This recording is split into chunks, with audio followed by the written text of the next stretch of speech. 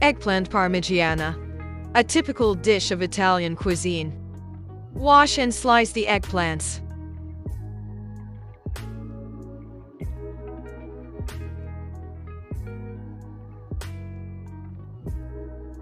Place them in a colander with salt. Let them rest for about 1 hour.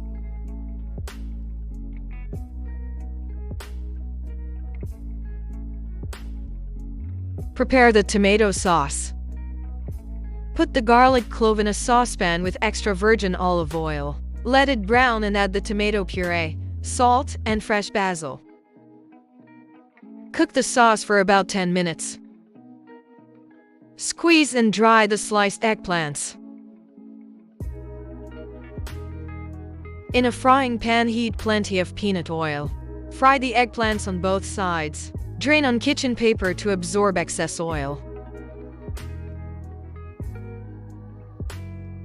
Slice the mozzarella.